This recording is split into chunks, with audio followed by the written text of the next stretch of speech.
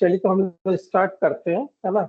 आज पर्टिकुलर हम लोग क्वालिटी कंट्रोल से रिलेटेड बात करेंगे यहाँ पर कि क्वालिटी कंट्रोल्स के बेसिक्स जो टूल्स होते हैं जिसके थ्रू हमको पर्टिकुलर अपनी प्रोडक्टिविटी, है ना, अपना टाइम यूटिलाइजेशन, साथ में जो भी आपके जो डिफेक्ट्स आ रहे हैं उसको हमको properly as a time base तो कैसे हम उसको रिड्यूस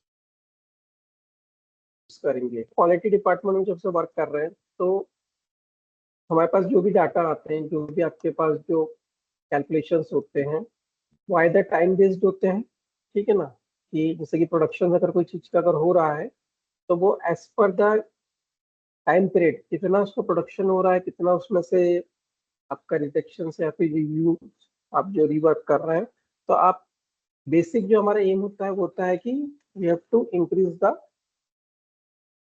प्रोडक्टिविटी, है ना, हमारा जो आउटकम है वो ज्यादा से ज्यादा हो विदाउट एनी रिजेक्शन। तो यहाँ पर हम उससे रिलेटेड कुछ क्वालिटी टूल्स के बारे में स्टडी करते हैं, ठीक है, कि क्वालिटी को कैसे इम्प्रूव किया जाता है। तो बेसिकली आपने मैक्सिमम जगह पे देखा होगा हम लोग स्टैटिक कंट्रोल टूल्स को ज़्यादा यूज करते हैं, जो कि आपके जनरली आइदर या तो आपके बार चार्ट्स होते हैं या फिर आपके हिस्टोग्राम्स होते हैं, ठीक है। साथ में आप लोग root and cost effect diagrams को देखते हैं कि मेनली कौन कौन से कॉसेज हैं जिसके कारण जो इफेक्ट्स क्रिएट हो रहे हैं, ठीक है। और as per the different methods of controlling, जैसे कि फॉर एग्जांपल 5S टेक्नोलॉजीज का यूज करते हैं, ठीक है। साथ में यहाँ पर हम लोग क्वालिटी इंप्रूवमेंट्स के लिए आइदर टगुची मेथड होती है या फिर आपकी काइजेंस का प्रिंसिपल यूज कर रहे हैं, ठीक है। तो it will be depends on the different criteria, जैसे कि हम लोग सिक्स सिग्मा प्रोसेस को यूज करते हैं, तो particular why we use this tools, ये टूल्स क्या कर रहे हैं आपको कि प्रॉपरली एक इम्प्रूवमेंट्स की तरफ आपको वर्क कर रहा है, ठीक है ना। कोई भी चीज को अगर हमको इम्प्रूव करना है तो हमको इन्हीं टूल्स के थ्रू हम लोग इसको इम्प्रूव करेंगे, ठीक है। तो इसमें जो हमारे जो बेसिक्स जो 7 क्वालिटी कंट्रोल टूल्स होते हैं जो कि हम लोग जनरली वर्क करेंगे भी, है ना, इंडस्ट्रीज में जाते भी हैं, तो इसमें हमारे जो मेन जो टूल्स होते हैं बेसिकली आपने देखा भी होगा, हम हिस्टोग्राम्स का यूज करते हैं। हिस्टोग्राम्स क्या होते हैं, आपके चार्ट्स होते हैं, बार बार चार्ट्स होते हैं, ठीक है ना। और ये जो बार चार्ट्स होते हैं ये पर्टिकुलर आपके किसी भी चीज, जैसे कि फॉर एग्जांपल अगर आपको कोई वेरिएबल्स है तो वेरिएबल्स को कंट्रोल करने के लिए हम इसको यूज करते हैं, ठीक है ना। अगर आपके कोई भी वेरिएबल्स, जैसे कि फॉर टाइम पीरियड के अकॉर्डिंग, जैसे कि फॉर एग्जांपल टाइम वर्सेस अगर आपका कोई अगर कुछ प्रोडक्ट का अगर प्रोडक्शन ही हो रहा है तो आप उस चीज का देखो कि कितना टाइम उसका क्या रेट है, उसमें कितने डिफेक्ट्स पर्टिकुलर किसी पीरियड टाइम ऑफ में आप ऑब्जर्व करते हैं। जैसे कि फॉर एग्जांपल अगर आप कोई वेल्डमेंट कर रहे हैं तो वेल्डमेंट में भी अगर आपका पर्टिकुलर एक पर्टिकुलर टाइप की अगर वेल्डिंग चल रही है कोई चीज के ऊपर, तो आप उसका भी हिस्टोग्राम्स बना के उसमें भी आइडेंटिफाइड करते हैं कि हाँ पर्टिकुलर टाइम ड्यूरेशन के अंदर, फॉर एग्जांपल आपने मॉनिटर किया, है ना, तो हो सकता है कि आपका विद इन यानी कि फ्रॉम मॉर्निंग 9 to 12 तक का आपका जो है जो वर्किंग आवर्स होते हैं, जब उसमें लेबर्स वर्क करती है तो वो थोड़ी सी एफिशिएंट होती है, उनकी थोड़ी सी प्रोडक्टिविटी भी हायर होती है उस समय, और उनके एफर्ट्स हाई होते हैं। और उसके बाद जैसे ही वो आफ्टर द लंच होता है तो उसके बाद उनकी थोड़ी सी प्रोडक्टिविटी लो होती है ना, वर्क रेट थोड़ा स्लो होता है, स्लो डाउन होता है। तो यही चीज क्या होती है, हम टाइम बेसिस को हम कैलकुलेट करके इसको ऑन द ग्राफ ना, या फिर हम उसको on the help of A bar charts हम उसको प्रिपेयर करते हैं। तो यहाँ पर हम हिस्टोग्राफ्स का यूज देखते हैं।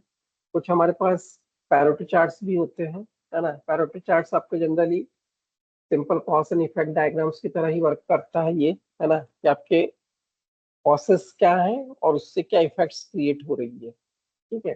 साथ में कुछ हम रन चार्ट्स जो पर्टिकुलर मॉनिटर्स करते जाते हैं with the help of a line and points to mark on a graph, और उस पर ही हम उस पर ऑन द लाइव जैसे कि कोई कोई चीज चल रही है तो उस चीज को हम बनाते चल रहे हैं। चलिए इसको वन बाय वन इन सब चार्ट्स को अपन देखते हैं। और ये जो क्वालिटी के टूल्स थे ये बेसिकली आए कहाँ से थे, ये अपने जापानीज टेक्नोलॉजीज है ना। हमने इन सब का यूज कहाँ से देखा है, ये पर्टिकुलर आपके जापानीज टेक्नोलॉजीज हैं ये। और इनको जब हमने यूज देखा तो इसमें हमने एक चीज देखी कि ये पर्टिकुलर क्वालिटी डेवलपमेंट्स को उनको एनालाइज करने के लिए ही हम यहाँ पर यूज करते हैं, है ना, कि पर्टिकुलर आपकी किसी चीज की क्वालिटी को इम्प्रूव कैसे करना, उसको ऑप्टिमाइज कैसे करना है ना। तो उसी चीज के लिए हम इसको यूज करते हैं। तो यहाँ पर जैसे कि कुछ डाटा हमारे पास जो होते हैं वो हम प्रीवियसली मॉनिटर्ड करते हैं, ठीक है, उनको हमको चेक करते जा रहे हैं और उन्हीं के बेस पे हम इस चीज को प्लॉट भी करते हैं, ठीक है ना। तो आपके यूज में फॉर एग्जांपल अगर आप यूज कर रहे हैं तो आपके पास प्रीवियस जो हिराची होती है, आप उससे ही हम पर्टिकुलर कोई भी जैसे ऑब्जेक्ट्स होते हैं, जैसे कि उनके उनसे रिलेटेड जो भी आपके जो कॉसेज होते हैं या फिर जो भी आपके जो डिफेक्ट्स आए हैं, जो भी डिफेक्ट्स के आने के पीछे कॉसेज क्या है, उनकी हम पर्टिकुलर एक प्रोसेस के पहले रूट्स कि कौन कौन से आने के मतलब बेसिक रूट्स हैं जिसके कारण ये जनरेट हुए, तो उस चीज के हमें खिराची को बनाते हैं, ठीक है ना। और उसके बाद ही हम इसमें देखेंगे कि आपके ये जो कॉसेस है इससे आपके इफेक्ट्स क्या क्रिएट हुए हैं ना। तो ये देखेंगे इसको वन बाय वन, है ना। जैसे कि फॉर एग्जांपल मैं आपको यहाँ पर दिखाता हूँ, ये एक आपका हिस्टोग्राम बना हुआ है, ठीक है ना। Histogram generally it is a technique which is use in olden days, बहुत पुराने समय से इसको यूज कर रहे हैं, ठीक है। और हिस्टोग्राम क्या होता है, पर्टिकुलर एक हिस्ट्री ग्राफ जैसा होता है आपका, है ना, कि पर्टिकुलर प्रीवियस आपका ईयर, जैसे का जैसे हम प्रोडक्शन की बात करें कि प्रीवियस ईयर का प्रोडक्शन था, इस ईयर का प्रोडक्शन था, तो हम उसके बेस पे ही हम उसको हिस्टोग्राम को डेवलप करते हैं। और इसमें ये चीज देखते हैं कि आपका पर्टिकुलर अगर फॉर एग्जांपल एक टाइम पीरियड के लिए आपका कब क्या चीज पीक पॉइंट पे जाती है, किस टाइम पे वो आपकी लोअर लेवल्स पे जाती है, ठीक है ना। तो इसी चीज को हम जैसे कि फॉर एग्जांपल अगर इसमें हम देखें तो यहाँ पर आपको दिख रहा होगा, है ना, कि अगर हम इसको देखें तो ये देखिए आपका ये वेरी कर रहा है, ठीक है। आपका जो है लोअर लेवल से लेके जो अपर लेवल्स तक के जो उसकी जो हाइट है ना, वो पर्टिकुलर वेरी कर रही है। और ये जो वेरी कर रही है ये आपकी एक टाइम पीरियड के अकॉर्डिंग है। जैसे कि फॉर एग्जांपल आपने कोई टाइम लिया, उसमें इस टेस्ट को आपको परफॉर्म किया, ठीक है ना। और यहाँ पर उसकी जो वैल्यू क्वांटिटी है, जैसे भी जो भी आपका ऑब्जर्वेशन है अलाउंग द नंबर ऑफ आपके जो आइटम्स है जो भी प्रोड्यूस हो रहे हैं, ठीक है ना। तो यहाँ पर उसकी जो क्वांटिटी है क्यू विल बी, तो quantity will be raise high कर रही है। पर कब कर रही है, कोई पर्टिकुलर टाइम के ऊपर, जैसे from the middle of the centre दिख रहे हैं यहाँ पर कि इसका जो है ये इसकी जो प्रोडक्शन है वो आपका बहुत पीक पॉइंट्स को दिखा रहा है ना। तो जनरली हिस्टोग्राम्स एक तरह का आपको एज पर द फ्रिक्वेंसी हम यहाँ पर मेजरमेंट करते हैं किसी भी डाटा को कंपेयर करने के लिए, ठीक है ना। जैसे कि अगर कॉसेस भी आ रहे हैं तो कॉसेस अगर डेवलपमेंट में अगर कोई अगर मान लीजिए अगर डिफेक्ट भी आ रहे हैं तो डिफेक्ट क्यों आ रहे हैं, उसके मेन रूट कॉसेस क्या है, उसके पीछे अगर आपको जो रूट कॉसेस है उसको कैसे हमको रेक्टिफाई करते हैं या फिर उसको हम कैसे हम उसको ऑब्जर्व करके मेजर करके आए और फिर उसको हम कैसे उसको रेक्टिफाई करके उस चीज के इफेक्ट्स को रिड्यूस कर सकते हैं, है ना।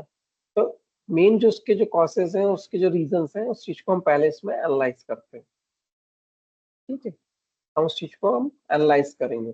तो histogram is general, it is a technique, है ना, and with the help of A bar graph notation हम पर्टिकुलर इस चीज को हम इजिली प्लॉट करते हैं। और इसमें कोई भी आपका जो भी डाटा होता है उसको हम प्लॉट करते हैं तो यहाँ पर दो वेरिएबल्स होते हैं जिसको हम कंपेयर कर रहे हैं ना। जैसे कि फॉर एग्जांपल मैंने आपको बताया क्वांटिटी ऑफ प्रोडक्शन हो रहा है विद इन अ टाइम में, तो आपको ये चीज को चेक करना है कि आपकी कब की क्वांटिटी आपकी हाईएस्ट पीक पॉइंट्स पे पहुंच रही है या फिर कब वो लोएस्ट रेंज पे है, ठीक है। ऐसे ही अगर हम इस चीज में देखें तो क्रिएटिंग करने के लिए आपके पास बहुत सारे डाटा की जरूरत पड़ती है। जब भी हम हिस्टोग्राम्स को क्रिएट करते हैं तो the histogram will be created generally, it's depends on the collections of data. आपके डाटा की आपको प्रॉपर शॉर्टिंग करनी पड़ेगी, है ना। और अकॉर्डिंग टू दैट डाटा हम यहाँ पर इस चीज को हम प्रिपेयर करते हैं। ठीक है, जैसे कि फॉर एग्जांपल अगर आपके पास कैलकुलेशंस में हो सकता है कि अगर आपकी कोई चीज, अगर मान लीजिए नंबर ऑफ जॉइंट्स आपको प्रोड्यूस करना है, तो for example number of joints जैसे प्रोड्यूस कर रहे हैं, N will be the number of joints, है ना। और अगर हम उसको कंपेयर कर रहे हैं as per the travel speed यानी कि मतलब ट्रेवल की कितनी स्पीड है ना, इसको हमने शो किया है यस से, है ना। तो ट्रेवल स्पीड आपको पता होगा कि जनरली अगर ट्रेवल स्पीड बहुत अगर हायर होती है तो एज पर द पेनिट्रेशन, अगर हम देखें कि तो बहुत हाई स्पीड से अगर हम उसको ट्रेवल कराते तो आपका बहुत सी जगह पे जो जॉइंट्स प्रिपेयर तो होते हैं पर वो क्या होते हैं आपके डिफेक्टेड है। तो हमको अगर एक इफिशियंट अगर जॉइंट बनाना है या नंबर ऑफ जॉइंट्स अपने बहुत एफिशिएंट या फिर नॉन डिफेक्टिव होना चाहिए, तो उसके लिए हमको ट्रेवल स्पीड्स का यहाँ पर एक मेन इंपॉर्टेंट होता है। तो अगर हमने अगर स्पीड्स अगर आपकी एक मॉडरेट लेवल तक रखी तो नंबर ऑफ जॉइंट्स अगर आप पर्टिकुलर उठेगा।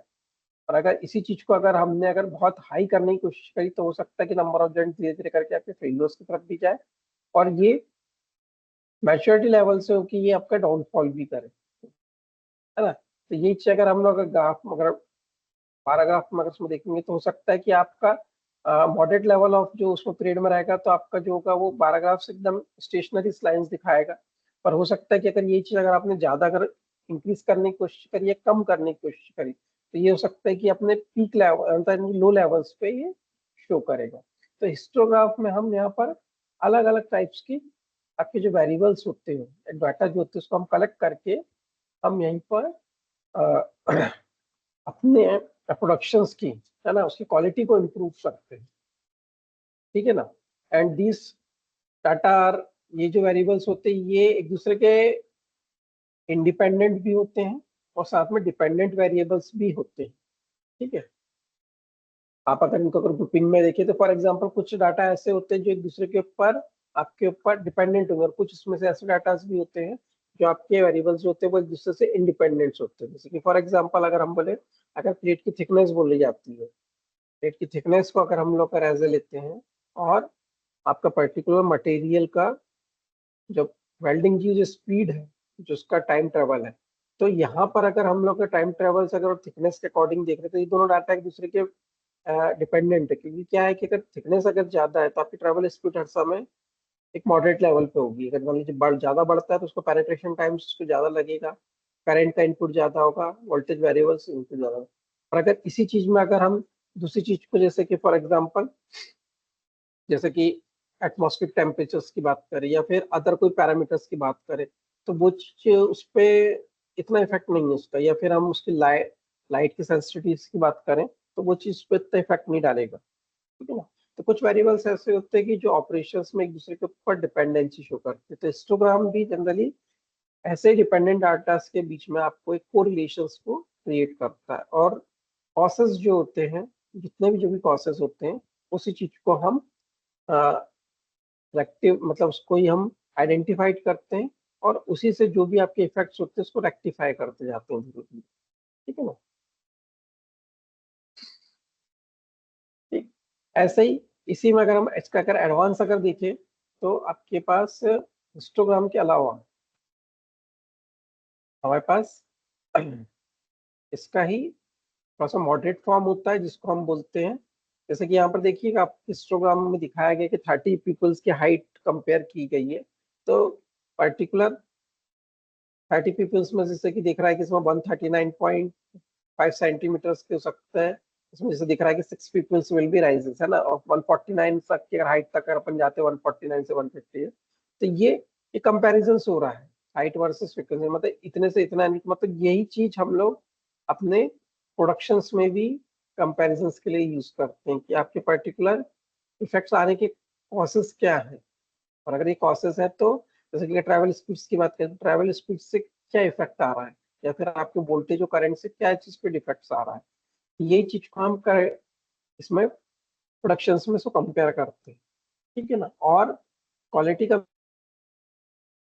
मेन पर्पस इंप्रूव कर रहे हैं तो हमारा सबसे मेन जो इंपॉर्टेंस होता है कि हमको कोई भी हमारी प्रोडक्टिविटी को एनहेंस करना है, उसको डे बाय डे इंक्रीज करना है। तो यहाँ पर आपका जो भी वेस्टेज ऑफ टाइम है ना, तो जो भी आपके वेरिएबल्स है वर्सेस टाइम्स आप लोग पर्टिकुलर उसको कैलकुलेट करते ही हैं। ठीक है। तो यहाँ पर ऐसे बहुत सारे दिए हुए हैं इसके एग्जाम्पल कि कोई एज ग्रुप में है तो पर्टिकुलर कितने number of peoples will be lies करते हैं। तो जैसे कि देखेंगे यहाँ पर कि 0 to 5 तक कितने हैं, तो उसमें से 10 से बिलो रहते हैं, मतलब 10 से कम, मतलब 6 to 10 अगर मान लीजिए एक एज ग्रुप के उसमें अगर देख रहे हैं तो ठीक है ना।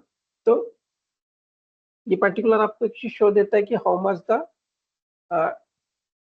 मेन जो मेजरली जो कॉसेज होते हैं, जैसे कि फॉर एग्जांपल अगर if you have to show the blue colour की अगर पोरोसिटीज आ रही है, और पोरोसिटी आने का पर्टिकुलर रीजन ये है कि भाई इसको सॉलिडिफाइड टाइम्स आपको प्रॉपर नहीं मिल रहा है, और या फिर आपका इम्प्रॉपर कूलिंग्स हो रही है, तो वो जो है आपका वो अगर मैक्सिमम राइजेस या इफेक्ट्स को बहुत ज्यादा अगर राइज कर रहा है, तो वो क्या है कि वो आपका एक मेन मेजर कॉसेस है, और जो आपको डिफेक्ट को यानी प्रोड्यूस कर रहा है ज्यादा से ज्यादा टाइम पे, तो हमको उस चीज के ऊपर ज्यादा कंसर्न करना है, ठीक है ना।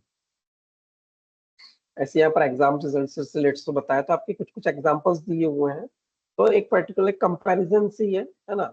और इसी को जब हम लोग थोड़ा सा और आइडेंटिफाइड करते हैं और ज्यादा इसको यानी कि मतलब और ब्रीफ में जाते हैं, तो हम लोग यहाँ पर पैरोटी चार्ट्स को प्रिपेयर करते हैं। जनरली पैरोटी चार्ट्स क्या है, it is generally it's work on a basic principle of 80-20 ratio. मतलब कोई भी चीज जब आपको एग्जिस्टेंस में आती है तो मेनली हम ये चीज जानते हैं कि 80% जो इफेक्ट्स हो रहा है वो क्या हो रहा है, 20% का आपके कॉसेस के कारण हो रहा है। मतलब 20% जो आपके वो कॉसेस हैं, जिसके कारण 80% जो हो रहा है उसको भी पर्टिकुलर उसके ऊपर उस चीज का इफेक्ट पड़ रहा है। तो एज पर दिस प्रिंसिपल, जो साइंटिस्ट है जोसेफ जुरन, उनने इसी चीज को प्रॉपरली रिकॉग्नाइज किया था, है ना। और पैरिटी चार्ट्स हम यूज पर्टिकुलर इसी के लिए करते हैं कि कोई भी प्रॉब्लम्स है तो हम उसको एक प्रॉपर उसको आइडेंटिफाइड करें, और आइडेंटिफाइड करने के बाद जो उस पर इफेक्ट्स क्रिएट हो रहे हैं उसको हम धीरे धीरे करके रिमूव करें, ठीक है ना। तो according to that principle, it will be given that the rules will be stated that approximately 80% of the problems are created approximately 20% of the causes। मतलब 20% ऑफ द कॉसेस ही आपके 80% जो होती है प्रॉब्लम्स को क्रिएट करती है, ठीक है ना। तो यहाँ पर हम उन 20% जो कॉसेस हैं, तो कॉसेस क्यों आ रहे हैं उस चीज को ही हम आइडेंटिफाइड करके उसको ही हम इम्प्रूव करते हैं, ठीक है ना। उन्हीं को मेजर करेंगे, उनको आइडेंटिफाइड करेंगे, उनको ऑब्जर्व करेंगे, और उसके बाद एक पर्टिकुलर हम यहाँ पर एक प्रॉपर क्वालिटी को मेंटेन करेंगे, ठीक है ना। तो देखते हैं यहाँ पर एक आपके सामने चार्ट में दिखाता हूँ। पैरेटो चार्ट में हम as similar as a histogram के थ्रू ही, जैसे कि हमने उसमें 12 ग्राफ्स बनाए थे, तो यहाँ पर भी हम 12 ग्राफ्स को ही प्रेफर करेंगे। और ये जो 12 ग्राफ्स होते हैं ये पर्टिकुलर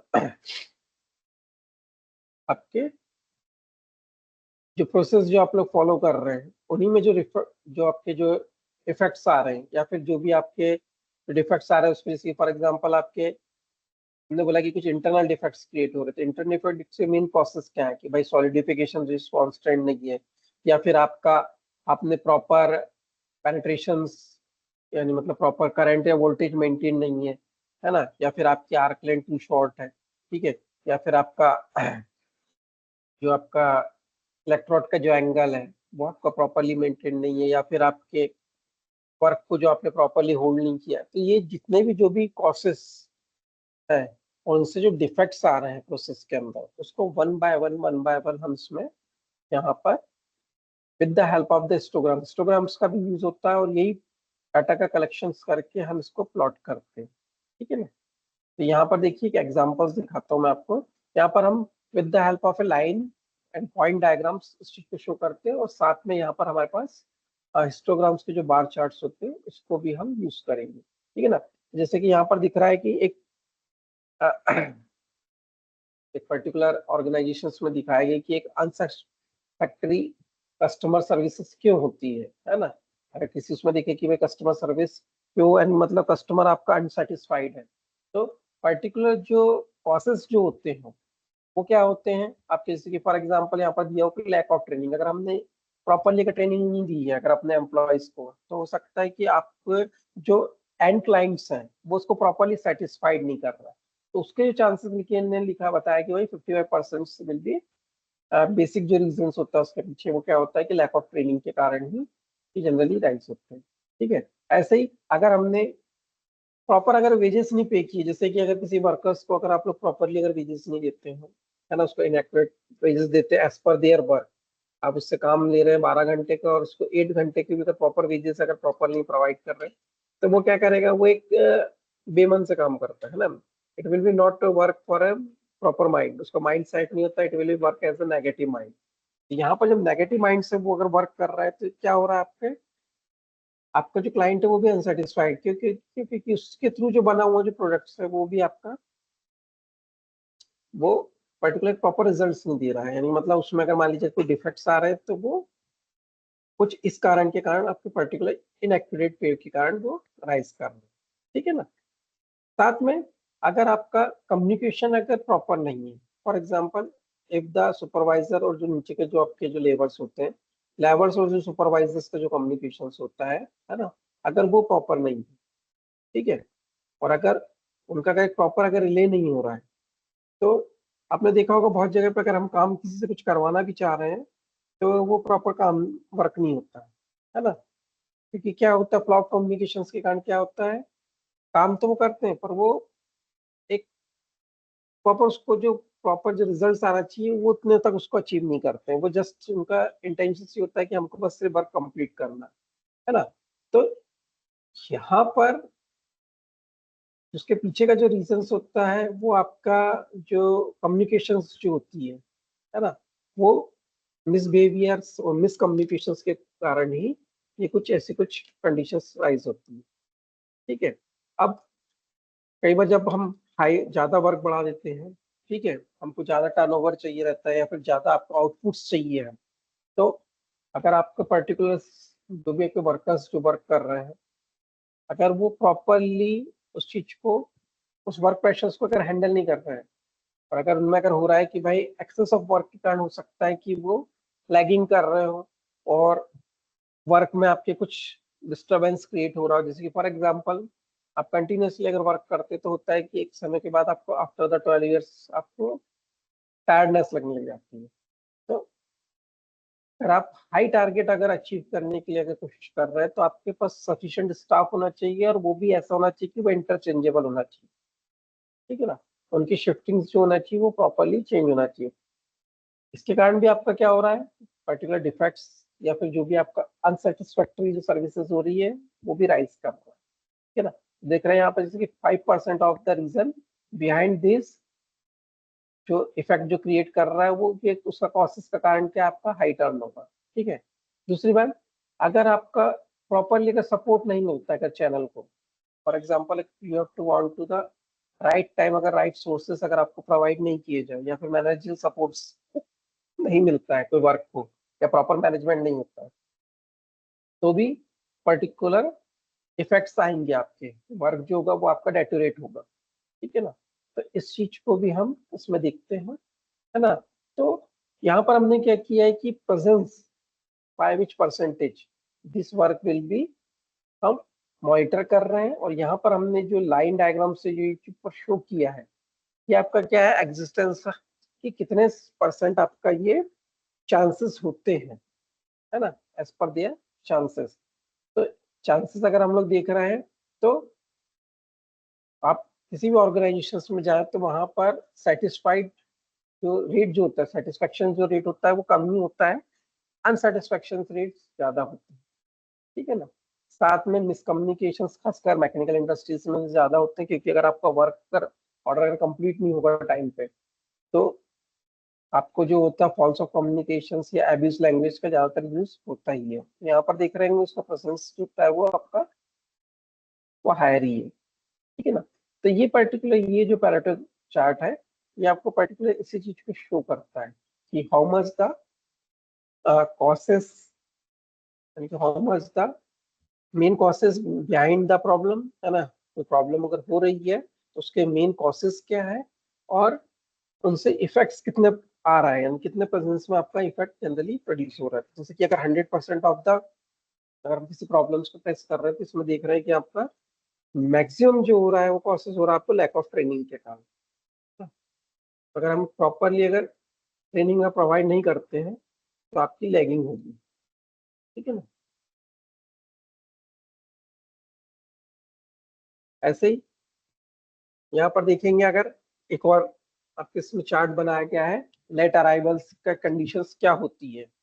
जनरली अगर आप देखेंगे कि वर्कर्स लोग का लेट अराइवल्स क्यों होता है, तो इस चीज के कारण भी आपकी क्या होती है, जनरली ऑफिस का अगर वर्क एक प्रॉपर टाइम पर अगर स्टार्ट होता है तो लास्ट में प्रोडक्टिविटी भी at the end of the day will be higher. But if there will be a late comings, अगर आपके लेट अराइवल्स ज्यादा होते हैं तो होता है कि eight the end of the day क्या होता है, जो डे का स्टार्ट होता है वो भी आपका क्या होती है, और बेकार होता है, ठीक है। और इस बीच में अगर आप इसमें देखें तो जैसा कि अगर आप मेन कॉसेस की बातें करते तो बेसिकली लेट होने का मेन जो कॉसेस होता है, जनरली अपन ने भी देखा है, अधिकतर होता है ट्रैफिक का रीजन, है ना। बेसिकली जो होता है कि आपको आप आ रहे हैं, आपके वर्किंग एरिया से पहुंच रहे हैं, तो वहां पर आपको एक ट्रैफिक का सबसे बड़ा प्रॉब्लम होता है कि अगर आपको डिस्टेंस कवर करना है, तो जिसके कारण क्या होता है, maximum near about 30 to 40% of जो पीपल्स होते हैं वो लेट कमिंग्स का मेन रीजन से ये होता है कि सब ट्रैफिक्स हो गए या फिर ट्रैफिक्स में हम लोग लेट हुए थे, ठीक है।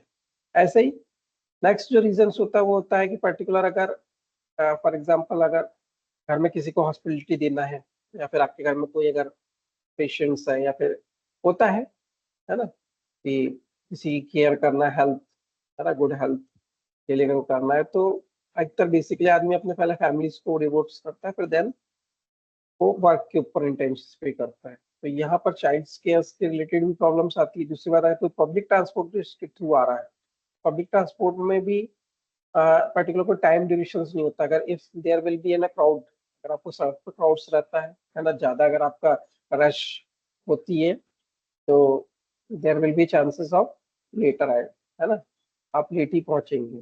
साथ में अगर वेदर अगर आपका अगर चेंज होता है, जैसे कि for example nowadays there will be a rainy season, तो रेनी सीजन में जनरली आपको अगर बहुत ज्यादा अगर आपका मानसून है ना, हैवी रेनिंग्स हो रही है, तो फिर आपको कहीं ना कहीं पर रुकना पड़ता है। ये भी आपके क्या है, मेन कॉसेज है जो कि आपको एक लेट अराइवल्स के रिस्पॉन्सिबल्स होते हैं, ठीक है ना। ऐसे अगर आप लोग अन अन लेजी फील कर रहे हैं, लेजी हैं, फील कर रहे हैं थोड़ा सा, यानी कि मतलब आपको you have to not feel good, है ना, आपकी हेल्थ ठीक नहीं लग रही है, तो उसके कारण से कई बार ये भी होता है कि रात को हम लोग लेट सोते हैं या फिर सुबह लेट हो, यानी मतलब वेकअप नहीं होता है, तो जिसके कारण ओवर स्लेप्ट के कारण भी क्या होता है, आपकी जो डेली रूटीन्स होती है वो भी आपकी मतलब वो इफेक्ट करेगी। तो इसमें यहाँ पर जब ओवर स्लेप्ट हो रहे हैं, तो ज्यादा सो जाने के कारण भी ये होता है कि हम लोग लेट पहुंचते हैं, लेट अराइव करते हैं, क्योंकि आपका पूरा जो मॉर्निंग शेड्यूल होता है वो आपका, है ना। और फिर उसके बाद अगर आपके पास कोई इमरजेंसी, फॉर एग्जांपल मैंने जैसा बताया कि आपको होता है कई बार कि भाई निकल रहे थे घर से और कुछ अनएक्सीडेंटली कुछ स्पॉट हो गया, तो इमरजेंसी कॉसेज आ गए, तो ये भी आपके क्या है, ये भी आपके रीजंस है। तो यहाँ पर आप देख रहे हैं फ्रॉम 0 से लेके जब अपन 100 तक अगर इसमें जा रहे हैं, अगर कोई चीज को अगर, है ना, तो क्यों हो रहा है ये कारण, तो हमने देखे कि इसके जो मेजर्स जो होते हैं, आपके जो मेजर्स कॉसेस क्या है और माइनर कॉसेस क्या है, हम इन सारे कॉसेस को हम कलेक्ट करते हैं, ठीक है ना। इन सारे कॉसेस को हम कलेक्ट करते हैं, और कलेक्ट करने के बाद इसी चीज को हम proper with the help of the this control charts, यानी तो ये जो आपके जो पैरामीटर चार्ट्स हैं, हम इसके थ्रू हम इस चीज को प्लॉट करेंगे और एक प्रॉपर इफेक्टिव एक सॉल्यूशंस निकालेंगे, जिससे कि हमारे जो मेन कॉसेस है वो रिड्यूस हो, और उनका इफेक्ट जो हमको प्रोड्यूस हो रहा है वो आपका धीरे धीरे कम हो, है ना। ऐसे अभी हम लोग नेक्स्ट देखते हैं।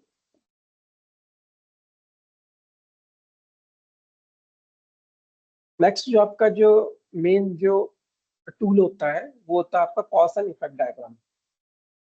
Next tool will be cause and effect diagram. अब कोई चीज क्यों हो रही है, उसके पीछे के मेन कॉसेस क्या है, और उस कॉसेस के कारण कौन कौन से इफेक्ट क्रिएट कर रहे हैं, है ना, इस चीज को आइडेंटिफाई करना बहुत जरूरी होता है। तो एज पर द इशिकावा, जो आपके जो साइंटिस्ट थे, उनने एक फिशबोन डायग्राम बनाया था जिसको हम कॉज एंड इफेक्ट डायग्राम कहते हैं। ठीक है ना।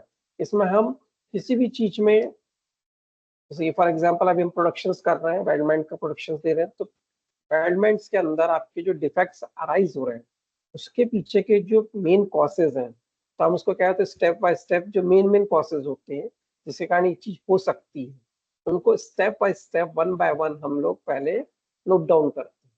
और उन पूरे कॉसेज के कारण आपका फाइनली क्या इफेक्ट आया है उस चीज को हम आइडेंटिफाई करते हैं। ठीक है ना। तो the main purpose of this diagram is to solve the problem by making a possible list of causes, है ना। हम उस चीज की एक पॉसिबल लिस्ट को हम क्रिएट करते हैं कि कौन कौन से कॉसेस हो सकते हैं इसके पीछे, अगर कोई प्रॉब्लम अगर राइज हुई है तो इसके पीछे कौन कौन से कॉसेस आपके हो सकते हैं। ये एक बहुत इफेक्टिव टूल है ना। और फिशबोन डायग्राम्स को जनरली हम कॉज एंड इफेक्ट डायग्राम्स भी कहते हैं। ठीक है ना। तो इसको भी हम एज ए क्वालिटी कंट्रोल के बेसिक्स टूल्स में इसको हम यूज करते हैं। ठीक है। इस चीज का अगर हम लोग देखें तो जैसे कि मैं एग्जांपल्स दिखाता हूँ आपको, इसको कंस्ट्रक्ट कैसे करते, तो पहले सबसे पहले हमको इसमें जितने भी आपके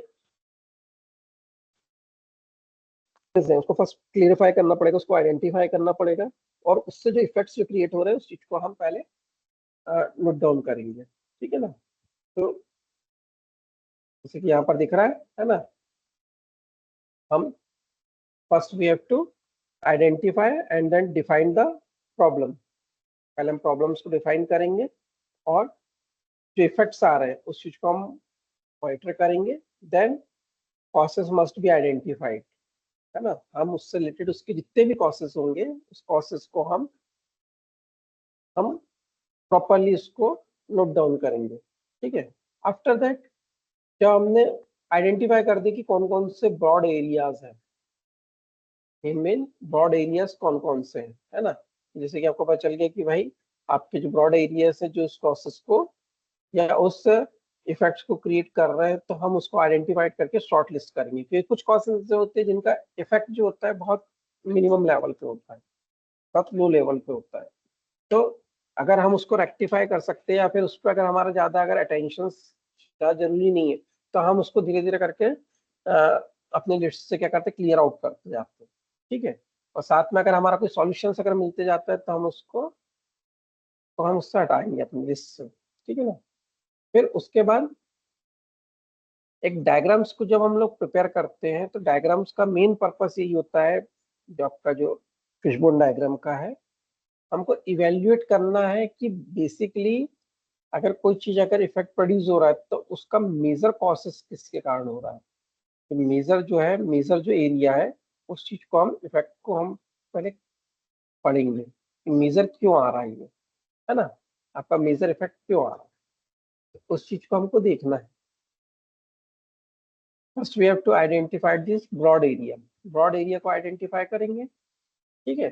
फिर हमारा एक गोल होता है, कॉमन गोल होता है, जैसे कि आपकी टीम जो भी वर्क कर रही है उसके ऊपर, तो एक with the help of A proper group discussion, आप एक प्रॉपर एक डिस्कशंस करते, एक हडल मीटिंग्स करते जिसमें एक प्रॉपर एक रिजल्ट्स को निकालते कि भाई अगर मेन कॉसेज अगर ये है तो इससे ये इफेक्ट क्रिएट हो रहे थे, इसको हम पर रेक्टिफाई करने के लिए कौन कौन से स्टेप्स को हमको यूज करना है।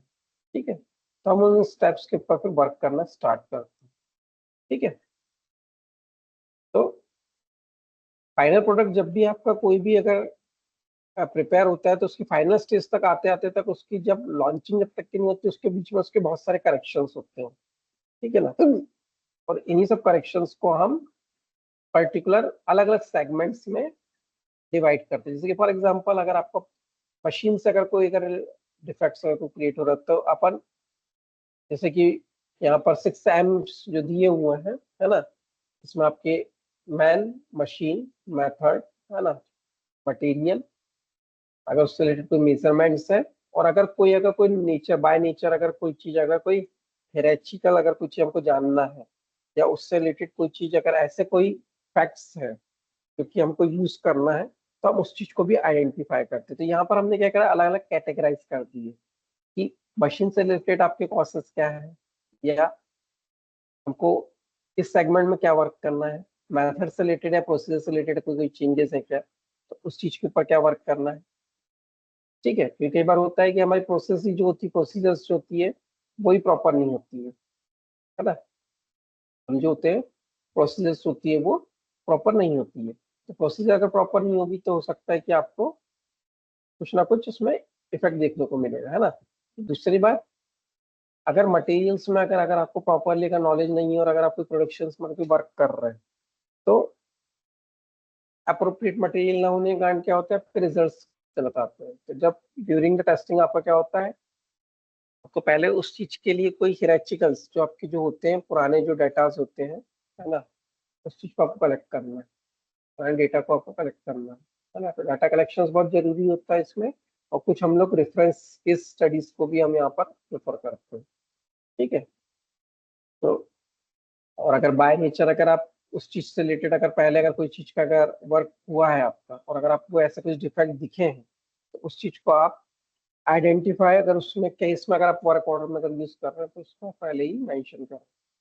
कुछ इस टाइप्स के हमने पहले भी वर्क में कुछ इस टाइप के आपके कॉसेस देखे हैं, या आपके मेन इफेक्ट्स ऐसे कुछ क्रिएट होते हैं। फिर मेजरमेंट्स प्रॉपर रखना है, ठीक है ना। अधिकतर जो प्रॉब्लम्स होती है वो मेजरमेंट बेस्ड होती है। ठीक है, और साथ में आपकी जो मैनुअल्स प्रॉब्लम होती है, जैसे कि फॉर एग्जांपल अगर आप कुछ अलाउंसेस अगर प्रोवाइड करना है, कि फॉर एग्जांपल अगर आप लेबर्स यूज कर रहे हैं, है ना, तो एक प्रॉपर अलाउंस देना है। साथ में आपको एक स्किल्ड वर्कर जो एक प्रॉपर वर्क को हैंडल कर सके उस चीज को प्रॉपरली चॉइस करना है। ठीक है ना, नहीं तो अदरवाइज क्या होता है कि आप लो कॉस्ट या लो लेवल के चक्कर में क्या होता है कि आपके वर्क को खराब करेंगे, यानी मतलब जो नहीं भी आना चाहिए जो डिफेक्ट्स वो आएंगे। अगर इफ अगर आपको लग रहा है कि ओवरहेड टाइप की अगर आप कोई चीज में वेल्डिंग्स कर रहे हो और अगर आप नॉर्मल किसी वेल्डर से जिसको भाई नहीं है उसका एक्सपीरियंस, तो प्रॉब्लम तो राइज होंगी आगे चल के, है ना। तो यहाँ पर एक रिस्पॉन्सिबल या स्किल्ड वर्कर्स की हमको नीड होती है। ठीक है, ऐसे यहाँ पर देखेंगे हम, जैसे कि कुछ एक लेट वर्क के रिलेटेड हमने एक प्रॉब्लम को आइडेंटिफाई किया है, तो उस बीच में हमारी मशीन्स का क्या इंपॉर्टेंस है, मटेरियल्स क्या उसमें रोल प्ले करती है। ठीक है, साथ में हम लेट क्यों होते हैं, उसके पीछे क्या चीज हो सकती है मेन कॉसेज में। तो जैसे कि फॉर एग्जांपल मशीन रिलेटेड अगर हम लोग देखें तो हमारी सबसे पहले जो होती है, हम लोग को वेकअप अगर करना है तो बेसिकली हमारे पास सबसे मेन चीज होती है कि हमको भाई जल्दी उठना, तो हम अलार्म क्लॉक सेट करते हैं। We have to set the first alarm clock. अब अलार्म क्लॉक अगर आपका प्रॉपरली सेट नहीं है तो there is a big reason to you have to coming the late for the work, है ना। ऐसे ही अगर आप कोई कन्वेंस यूज कर रहे हैं तो कन्वेंस आपके पास होना चाहिए, जैसे कि ट्रेन है, बस है, कार है, जो भी है ना। अगर रेनी सीजन में आपने देखा कई बार कार स्टार्ट ही नहीं होती है, ठीक है, या फिर आपके ओन व्हीकल्स जो होते हैं वो कुछ ना कुछ प्रॉब्लम्स क्रिएट करते हैं।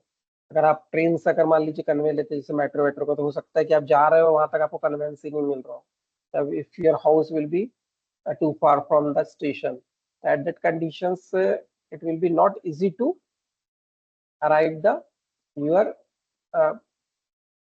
की सोर्स, है ना, यानी मतलब जहां से आपको गाड़ी लेना है ना, you have to pick the conveyance, है ना। तो वो चीज नहीं हो पाती है। साथ में सुबह लेट उठने का, जैसे मैं कॉफी मशीन लिखा होता है, जैसे कि फॉर एग्जांपल अगर हम ही घर में अगर काम कर रहे हैं और अगर हमारे हो सकता है गैस खत्म हो गई, है ना, या फिर हो सकता है कि आपके पास मिनिमम टाइम में आपके आधे घंटे के अंदर आपको लंच प्रिपेयर होना है, तो उससे रिलेटेड जो भी आपके गैस है या फिर जो अदर जो चीज है वो चीज प्रॉपरली वर्क नहीं कर रही, तो ये हो सकता है। ठीक है, साथ में इन्वायरमेंटल कंडीशंस अगर हम लोग देखें तो कई बार हॉलीडे हो जाता है फॉर एग्जांपल, है ना। इन्वायरमेंट में जनरली हम बाहर के बिहेवियर्स को भी समझे और अंदर के बिहेवियर को भी समझे, ठीक है ना। जैसे कि फॉर एग्जांपल हॉलीडे के बाद अगर आप लोग देखें तो आपको एक लेजीनेस रहती है, ठीक है ना, तो आप लोग वर्क के लिए इतना इफिशिएंटली वो नहीं करेंगे। हो सकता है कि मंडे के दिन आपको बहुत उठने में भी आपको थोड़ा सा लेजीनेस रहे। ऐसे ही बाहर अगर इन्वायरमेंट में देखें तो रेन अगर रहता है या फॉग रहती है तो आप थोड़ा सा और आलस कर जाते हैं। ठीक है, साथ में ट्रैफिक जैम्स अगर होती है ना, फॉर एग्जांपल आप देखते हैं कि जैसे कि वर्क कर रहे हैं और पानी अगर जैसे कि बहुत गिर रहा है अभी, और आप अगर सड़कों पे जाते हैं तो आपको एक सबसे मेन जो दिखता है वो दिखता है ट्रैफिक जाम का सबसे अधिक, क्या जगह जगह पानी भरा हुआ है। और ये क्या है कि इन्वायरमेंटल इफेक्ट है ये। अब इसको आप चाह के भी इसको आप कोई नहीं कर सकते, है ना। तो आते हैं ये भी कंडीशन साथ में। लेट होने के अगर मटेरियल से रिलेटेड पीछे का हम लोग देखें तो electricity is the mainly responsible factor. अगर आपका अगर इलेक्ट्रिसिटी नहीं होती है और एट द मॉर्निंग टाइम्स अगर आपका रेनी डेज में देखें तो आप लोग को घर के अंदर विजिबिलिटी नहीं होती है। तो इलेक्ट्रिसिटी नहीं होगी तो हम लोग प्रॉपरली विजुलाइज नहीं कर पाते, तो तैयार होने में लेट हो जाते हैं। ठीक है। साथ में अगर आपको जाने के लिए अगर आपके कंज्यूमेबल्स अगर यूज हो रहे हैं जैसे कि पेट्रोल्स और, है ना, तो ये सब चीजें भी आपको एक प्रॉपर अगर देखा जाए तो ये भी आपके मेन कॉसेज में ही है बिल्ट होती है। अगर क्लॉथ्स रेडी नहीं है तो दिक्कत है, फूड्स अगर रेडी नहीं है तो दिक्कत है आपके लिए, है ना। तो आपको with the help of this cause and effect diagrams हम इस चीज को प्रॉपरली आइडेंटिफाइड करते हैं। ठीक है। ऐसे ही अगर मेजरमेंट्स की बात की जाए, है ना, तो आपने कभी अगर देखा होगा कि मैक्सिमम टाइम्स अगर हम कहीं अनप्रिडिक्टेड अगर कहीं पर अगर जैसे किसी का कोई वर्क के लिए अगर जा रहे हैं जहाँ पे हमारा अनकैलकुलेटिव टाइम हमको पता नहीं कि पहुंचना कितनी देर में, तो यहाँ पे क्लॉकिंग बहुत ज्यादा आपको एक इम्पॉर्टेंट प्रोसेस होता है कि हमको उसका एक प्रोडक्शन नहीं है। ठीक है। दूसरी बात, अगर हमको वहां पर अगर पहुंचने के लिए अगर मनी कुछ अगर आपका इन्वेस्ट हो रहा है ना, तो वो चीज भी आपके पास एक प्रॉपर अगर राइट अमाउंट में नहीं है तो भी आपको हो सकता है कि डिफिकल्टीज हो पहुंचने में। हो सकता है कि आपसे आपके पास एक्सपेंसेस कम है और आप अगर मान लीजिए होता है कि आपको लग रहा है कि वहां पर अगर मेरे को पहुंचना 100 रुपये में चाहिए तो और लग रहा है सामने वाला 500 रुपये मांग रहा है, तो शायद हो सकता है कि ये भी चीज आपको ऊपर है ना। ठीक है।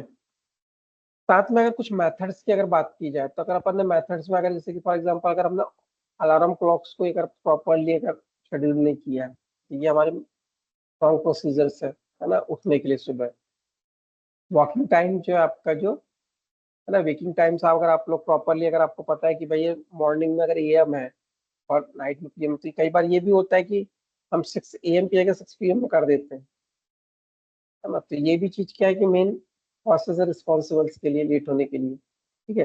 साथ में आपका जो रूट ऑफ वर्क होना चाहिए वो हर समय एक चीज ध्यान देगी, कभी शॉर्टेड रूट से आपको वर्क करना है कभी भी। देखिए अगर आपके पास अगर टाइम्स की अगर बहुत इनसिक्योरिटीज है ना, या फिर आपके पास बहुत शॉर्टनेस है, तो आपको पर्टिकुलर एक शॉर्टेज जो रूट्स को ही सिलेक्ट करना रहता है। ठीक है। और विद इन मिनिमम टाइम्स हम इस चीज को अकम्प्लिश करने की कोशिश करते हैं। ठीक है। डिस्टेंस टू वर्क आपका कभी भी ध्यान रखिए, वर्क का जो होता है वो ज्यादा डिस्टेंस पे नहीं होना चाहिए। हो सकता है तो नियरेस्ट या कन्वीनियंट पोजिशन पे रहे तो आपका ये चीज इजिली मैनेजेबल होता है। ठीक है। साथ में थोड़ी सी चीज एक चीज याद रखना चाहिए कि कोई भी चीजों को अगर आप देखें तो पीपल्स बहुत सारी चीजों के लिए रिस्पॉन्सिबल होते हैं आपके साथ में जो सर्वाइव करते हैं, जैसे कि फॉर एग्जाम्पल चिल्ड्रंस है। अगर आप एज ए मैरिड पर्सन है तो आपको इनकी भी रिस्पॉन्सिबिलिटीज होती है, तो ये भी आपको एक एक मेन सेगमेंट्स है कि आप अपने वर्क पे लेट सकते हैं। ठीक है ना। दूसरा है डीमोटिवेटेड नहीं होना है आपको। अगर आप डीमोटिवेटेड रहते हैं हर समय तो भी आप लेट रहेंगे। अगर मान लिया आलसी आने का सबसे मेन कारण होता है कि आप सुबह वही काम करने जाना है, अरे यार तो मोटिवेशन ही नहीं है, वहां पे जाके फिर गाली खाना है, जैसे कि हमको वही वही बात बार बार सुननी है। तो इससे आपको क्या टायर्डनेस होती है ना, इससे आपको लेजीनेस आती है बहुत ज्यादा। और अगर लेजी आप ऑलरेडी है तो फिर आपका डेफिनेटली है कि आप chances of the late coming will be more. तो यहाँ पर किसी मेन जो है cause behind this problem, problem क्या है, लेट फॉर वर्क। हम लेट फॉर वर्क क्यों हैं? तो इससे रिलेटेड आपके जो मेन जो सेगमेंट्स हैं 6M विल बी स्टैंड, और इन्हीं 6M के थ्रू हम लोग, है ना, हम इस चीज को आइडेंटिफाई करेंगे। ठीक है ना। तो यहाँ पर आपका पीपल्स मतलब जो है वो मैन से रिलेटेड है। ठीक है ना। तो मैन आपका पर्टिकुलर क्यों रिस्पॉन्सिबल है। तो with the help of these quality tools हम अपने इम्प्रूवमेंट्स की तरफ वर्क करते हैं। ठीक है ना। हम धीरे धीरे करके अपने इम्प्रूवमेंट्स की तरफ ही वर्क करते हैं। तो जब कंपनी में कोई वर्क होता है कि जैसे कि फॉर एग्जांपल अगर डिफेक्ट्स आ रहे हैं तो डिफेक्ट्स को भी हम कैरेक्टराइज करते हैं। फॉर एग्जांपल अगर क्रैक्स ही आ रहा है तो क्रैक्स के मेन कॉसेस क्या है। अगर हम पोरोसिटी की बात करते हैं पोरोसिटी के मेन कॉसेस क्या है, ठीक है ना। अगर हम बोलते हैं कि अगर हाँ इसमें आपके वॉइस क्रिएट हो रहे हैं या फिर आपके मार्क्स आ रहे हैं या फिर आपके स्पैटरिंग्स हो रही है या फिर जो भी आपके इंटरनल एक्सटर्नल डिफेक्ट्स आ रहे हैं तो उनके मेन कॉसेस क्या है। तो यही सब हम उन कॉसेस को ही यहाँ पे पहले आइडेंटिफाई करते हैं और उन कॉसेस को पहले हम रेक्टिफाई करेंगे और फिर रेक्टिफाई करने के बाद फाइनल जो आपका मेल्टमेंट होगा वो आपका एक डिफेक्ट फ्री, है ना, जिसमें आपकी डिसकंटिन्यूटीज जो भी होंगी जो भी फ्लॉज होंगे उसको हम मिनिमाइज करेंगे, ठीक है ना। तो with the help of a cause and effect diagram we creating the good या फिर इफेक्टिव आपका एक आउटपुट मेजर करते हैं, ठीक है। ये देखिए आपका एक और बनाया गया है, कोई एक डेडलाइन अगर बनाई गई है ना, तो उस चीज के ऊपर भी देखिए यहाँ पर ये समझाया गया है ना, कि डेडलाइन क्यों है। अगर आपको डेडलाइन अगर कोई वर्क है तो वर्क में अगर आपने क्या चीज को किस चीज में अगर मैं आपके प्रोसेस में जो है आपके जो वर्क कर रहे हैं, ठीक है ना। तो जैसे कि इन्वायरमेंटल फैक्टर्स क्या है, मटेरियल फैक्टर्स क्या है, मशीन्स क्या, मशीन्स कौन कौन सी है जो आप लोग डे टू यूज कर रहे हैं जो उसके पीछे रिस्पॉन्सिबल हो सकती है, आपकी मेथड्स क्या, पीपल्स के क्या माइंड है ना। तो ये सब चीजें क्या है, कोई भी चीज कोई प्रोजेक्ट्स वगैरह आप वर्क कर रहे हैं तो उसको एक डिफेक्टेड कंडीशंस में या फिर उसके जो डेडलाइंस है या फिर जो आपका टाइम पीरियड उसमें ना होने के कारण को ये आइडेंटिफाई करता है, ठीक है। अब ऐसे ही हमारे पास एक बेसिक टेक्निक्स होती है जिसको हम बोलते हैं फ्लो चार्ट्स। फ्लो चार्ट्स भी आपका क्या है, पर्टिकुलर एक क्वालिटी कंट्रोल टूल है, ठीक है ना। और फ्लो चार्ट जो होता है आपका ये particular from the starting of the process to the end of the process, है ना, कोई भी चीज को एक प्रॉपरली सिंबॉलिक फॉर्म में हमको कवर करने में बहुत हेल्प करता है, ठीक है ना। फॉर एग्जाम्पल अगर आप किसी भी चीज की अगर जैसे प्रोडक्शन भी कर रहे हैं तो from the initial from the raw product to the finalize जो आपका प्रोडक्ट हो रहा है उस तक पहुंचने तक की जो एक मेजर और एक बहुत इफेक्टिव जो स्ट्रेटजी होती है वो फ्लो चार्ट्स होती है। अब फ्लो चार्ट्स में पर्टिकुलर यहाँ से आपके पूरे जैसे कि फॉर एग्जांपल एक रॉ मटेरियल, मैन्स, मशीन्स और उससे बिहाइंड जो भी चीज आपको जो यूटिलाइजेशन हो रही है उसको एक प्रॉपर सेगमेंट्स में करने में बहुत हेल्प मिलती है, ठीक है ना। अगर आप एक हिरैची देखिए अगर आपके इधर की जैसे फॉर एग्जांपल अगर if the company CEO will be address a particular तो उनके भी एक कन्वर्सेशन करने की एक प्रॉपर आपका चैनल होता है। तो with the help of this flow charts कि भाई सीईओ पर्टिकुलर अपने मैसेज किसको रिले करेगा कि भाई जीएम को रिले, जनरल मैनेजर्स को देगा या फिर डेप्यूटी मैनेजर्स को देगा, डीजीएम्स को देगा, फिर देन वही चीज जाएगा आपके वर्क डिपार्टमेंट्स में हेड्स के पास जाएगा, ठीक है ना। फिर उसी के बाद से फिर सुपरविजन्स के पास जाएगा और फिर उसके बाद से फिर आपके जो लोअर लेवल्स ऑफ वर्कर्स के पास।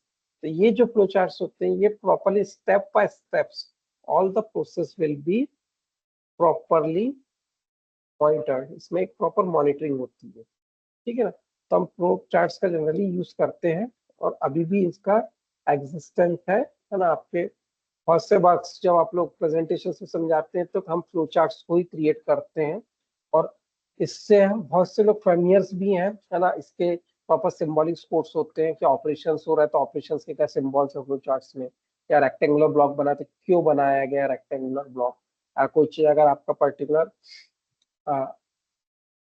कोई अगर एक सिंबॉलिक अगर फॉर्म बना है तो क्यों है उस चीज में, है ना। जैसे कि देखेंगे यहाँ पर हम इसमें मेजरली जो यूज करते कोई भी एक्टिविटीज को तो उसको क्या होता है कि उस पर स्टार्ट है और एक एंड सिंबल होता है जिसमें कि हम एक क्या करते हैं पर्टिकुलर एक ओवल टाइप का शेप ये दिख रहा होगा आपको एट द पॉइंट, यहाँ पर एक ओवल टाइप का शेप भी होता है, इससे हम एक एक्टिविटी को स्टार्ट या एंड करने में हेल्प करती है। एरो हमारा एक फ्लो को दिखाता है कि किस डायरेक्शन में आपका पर्टिकुलर डिसीजन फ्लो हो रहा है, ठीक है ना, या किस चीज से किसको हम कनेक्ट कर रहे हैं या इसके बाद कौन सा operation sequence of operation will be perform, है ना। अगर कोई चीज का अगर इनपुट या फिर आउटपुट मिल रहा है तो there will be a parallelogram है ना, एक पैरेललोग्राम टाइप का एक बॉक्स होता है जिसमें हम किसी भी चीज को आउटपुट या इनपुट्स को हम इसमें रिप्रेजेंट करते हैं। ठीक है, साथ में अगर कुछ प्रोसेसिंग हो रही है तो उसको हम क्या करेंगे, एक रेक्टेंगुलर ब्लॉक्स के अंदर प्रोसेस करते हैं।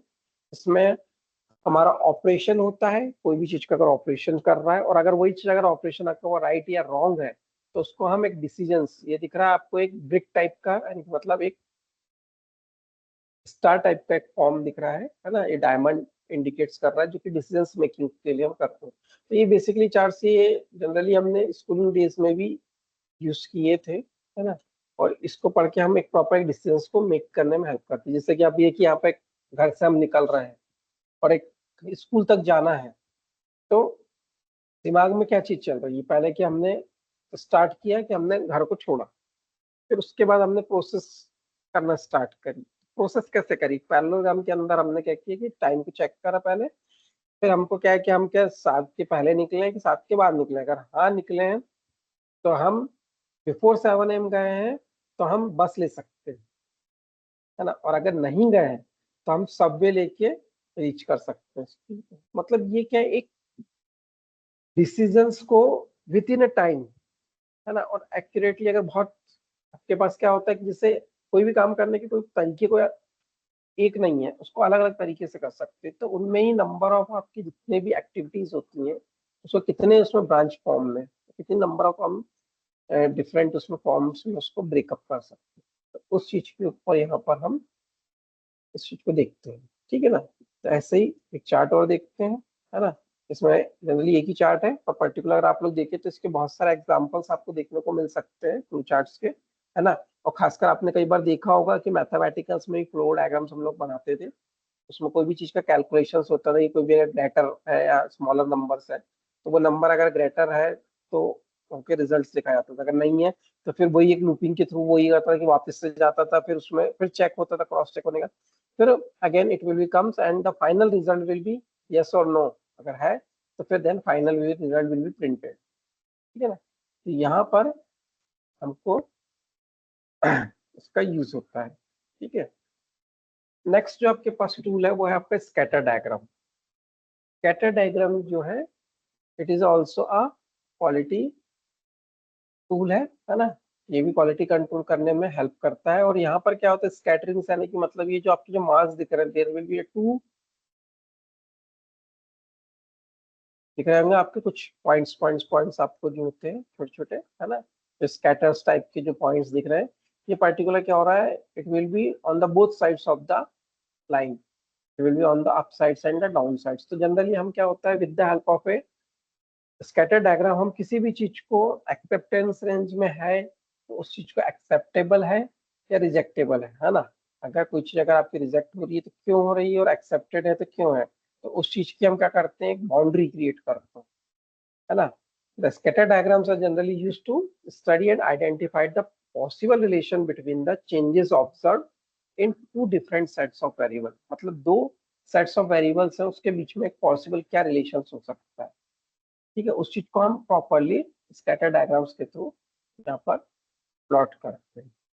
ठीक है, तो होता है कई बार जैसे कि फॉर एग्जांपल कोई अगर हमको मैन्युफैक्चरिंग अगर हम कर रहे हैं, अगर जैसे फॉर एग्जांपल अगर मटेरियल की स्ट्रेंथ की बात की जाए, तो जैसे कि स्ट्रेंथ अगर मान लीजिए आपकी ये एक पर्टिकुलर अगर आपके जैसे चार्ट जा रहा है और अगर पर्टिकुलर अगर हम इसको देख रहे हैं तो if the points will be comes under this curve, अगर ये पॉइंट अगर दिख रहा है जैसे कि फॉर एग्जांपल ये पॉइंट है अगर हमने बनाया अंडर दिस कर्व है तो it will be the safest reason, इसका सेफ रीजन है क्योंकि अंडर द कर्व है तो सेफ है। और अगर ये चीज कर्व के ऊपर जा रहा है तो ये इसके फेल्यूर या रिजेक्शन रीजन पे। तो यहाँ पर यही जो सेट ऑफ वेरिएबल्स हैं उस चीज में हमको देखना है कि उसकी एक्सेप्टेंस कंडीशंस कहाँ तक है। ठीक है ना, तो हम स्कैटर डायग्राम्स को भी यूज करते हैं एज ए कंट्रोल टूल। आपका क्वालिटी कंट्रोल टूल है ये भी, थ्रू ही हम पर्टिकुलर क्वालिटी को हम इम्प्रोवाइज करेंगे। ठीक है ना, इसमें हम डाटा का कलेक्शंस करते हैं, जो भी हमको टेबल्स बनाना है तो उसमें दो आपके एक्सिस है ना, एक हॉरिजॉन्टल और वर्टिकल एक्सिस है जिसके बीच में हम डाटा को कंपेयर करेंगे। और हमारे पास डाटा में जनरली एक कॉसेज है और दूसरा एक इफेक्ट है। ठीक है, तो अगर हम जैसे कि एक्स एक्सिस पर अगर हम लोग देखें कि मेन कॉसेस कौन कौन से हो रहे हैं और उससे इफेक्ट कौन से गिरे, तो दोनों वेरिएबल्स को हम स्कैटर डायग्राम्स के ऊपर इजिली प्लॉट कर सकते हैं। ठीक है, इसके बीच में हम इंटरप्रेट भी करते हैं कि पर्टिकुलर कॉसेस और उससे जो इफेक्ट्स आए हैं वो क्यों आए। ठीक है ना, यहाँ पर देखेंगे स्कैटर डायग्राम्स को हमने किया है, डिफेक्टिव पार्ट्स के बीच में बनाया है ना। यहाँ पर देखेंगे आपके जैसे कि फॉर एग्जांपल एक क्लास के अंदर है ना, नंबर ऑफ मिस क्लास हुई है, कितनी हुई है, 10 हुई है, 20 हुई, 30 हुई है, और एग्जाम का स्कोर क्या आया है। ठीक है, तो उसके बीच में हमने क्या स्कैटर मार्क्स के थ्रू यहाँ पर हमने दो variables, mark off score mark जो आपका है फाइनल एग्जाम्स का, और प्लस नंबर ऑफ क्लासेस जो मिस हुई, तो उसके बाद क्या हुआ, अगर 20 क्लासेस मिस हुई है तो आपका देखिए एग्जाम स्कोर जो है वो आप लोग देख रहे होंगे, it will be near about, will be start 20 से उसका जो रेशियो स्टार्ट हो गया है ना, जीरो भी है देखिए आपका, है ना, कुछ कुछ चीजें जो आपके फॉल्स जो बॉटम टू द, वो it will be less up to the, कुछ कुछ यानी मतलब जो है वो ज्यादा अगर क्लासेस मिस होगी तो आपका जो होगा, जो एग्जाम स्कोर होगा वो एकदम से fall back to low conditions. अगर आपकी क्लासेस अगर आपकी कम अगर मिस हो रही है तो देख रहे हैं आपका जो हो रहा है, जो स्कैटर मार्क्स हो रहा है वो आपके पर्टिकुलर क्या हो रहा है, मार्क्स का जो है रेशियो वो आपका वो हाई हो रहा है ना। अब ये जो स्कैटर मार्क्स जैसे कि आपके पर्टिकुलर नंबर ऑफ कैंडिडेट्स ज्यादा है, तो जैसे कि हो सकता है कि कुछ लोगों ने स्क्वायर किया होगा 60 मार्क्स, किसी ने 80 मार्क्स, है ना, और यहाँ पर आप देख लोगे मैक्सिमम पीपल्स जिनने अगर मिस क्लास कम की है तो वो हायर ही रेंज पर है ना, वो उस चीज के हायर रेंज पर है। और अगर जिनने ज्यादा नंबर ऑफ क्लासेस मिस करी है तो देखेंगे धीरे धीरे स्कैटर डायग्राम्स में उसी चीज को शो कर रहा है कि वो it will fall backs to the zero conditions, है ना, वो जीरो मार्क्स की तरफ मूव कर रहे हैं। तो स्कैटर डायग्राम्स में ही हम लोग क्वालिटी को इम्प्रूव करने के लिए यहाँ पर कंपैरिजन करते हैं, है ना। और फॉर एग्जांपल अगर पोरोसिटी अगर आई है तो पोरोसिटी का आने का रीजन क्या है, सॉलिडिफिकेशन रेट प्रॉपर नहीं रहा, तो उसके मेन कॉसेस को हम वन बाय वन प्लॉट करेंगे और उससे देखेंगे कि कितने परसेंट ऑफ आपकी क्या डिफेक्ट्स आए हैं। ठीक है, एक कार प्राइस के ऊपर बनाया गया है ना, एक सिंपल से अगर आप इसको समझे, कार की जो प्राइसिंग है आफ्टर 10 ईयर्स की वैल्यू कैसे घटती है ना। जैसे कि स्टार्टिंग के जो ईयर्स में देखेंगे 0 to 1 ईयर्स में, तो इट विल बी पेड, जैसे कि for example it will paid in higher dollars, क्या हो रही है आपकी, it will be paid in higher dollar, देखिए यहाँ पर, तो वो हायर कॉस्ट को पे कर रही है। और जैसे जैसे ही कैरिज से निकलने के बाद जब उसका number of kilometres it will be run, तो उसकी जैसे जैसे एज होती जाती है ना, या फिर अगर मान लीजिए वो अगर बाहर ही निकल गई अगर आपके सोल्ड आउट होने के बाद, it will comes from the showroom. तो अगर हम लोग अगर खुद ही अगर एक न्यू कार को अगर परचेस करके लेके आते हैं और वापस से उसको सोल्ड करने अगर जाते हैं विद इन 2 डेज के बाद, तो that will be depreciate there actual value, उसी वैल्यू से वही चीज क्या होती है आपकी, it will be under the losses of 5 to 10%, है ना, ये चीज हो जाती है। तो ये चीज क्या है, आपको पर्टिकुलर इसी चीज में देखना है कि जैसे यहाँ पे कार प्राइस कार का दिखाया गया है ना, कि कार का पर्टिकुलर जो प्राइस है वो धीरे धीरे क्या हो रहा है, डेप्रिशिएट कर रहा है, and it will be grows at the age of 5, 6, 7, देखिए इधर बढ़ते जा रहा है अपन नियर अबाउट 10 ईयर्स तक में, तो यही जो प्राइस है ये आपका ये रिड्यूस होते जा रहा है ना। It will comes to the conditions of near about 2000 और $1000, है ना, तो देख रहे होंगे यहाँ पर ये पर्टिकुलर इनकी जो रेंज है वो धीरे धीरे डिक्रीज हो रही है। तो with the help of this scattering diagrams हम यहाँ पर जो ये पॉइंट्स बन रहे हैं ये आपके, जरूरी नहीं है कि हर चीज आपकी सेम रेट से अप्रिशिएट करें, हो सकता है कि अगर कार्स में अगर बहुत सारी वैरायटीज हैं, जैसे कि फॉर एग्जांपल आप मारुति की कार यूज कर रहे हैं, टाटा की यूज कर रहे हैं, नेक्सॉन यूज करने होता है ना, अलग अलग टाइप्स की जो कार है जो आपके वेंडर्स है, तो कुछ कार के सेगमेंट्स होता है कि आफ्टर द एज वाइज वो कुछ हायर लेवल्स को ही कोशिश करे, आफ्टर 7 ईयर्स वो कुछ हायर लेवल्स को, और दूसरी कार हो सकता है उसी 7 ईयर्स में से कुछ नीचे लोअर लेवल्स पे क्लिक करते हैं। ये जो स्कैटर डायग्राम्स होता है ये पर्टिकुलर क्या होता है, एक लाइंस के थ्रू हम लोग अप एंड डाउन, है ना, कि एक मीन लाइन से कितना हायर जाएगा और कितना लोअर जाएगा उस चीज के ऊपर भी हम इसको यहाँ पे शो करते हैं। ठीक है, तो इस चीज को थोड़ा सा समझे। ठीक है, नेक्स्ट इसी में देखते हैं हम लोग।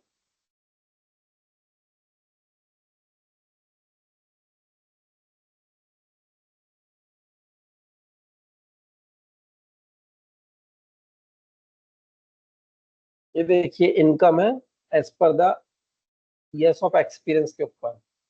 अब किसी फॉर्म में अगर आप लोग देखें तो एज पर द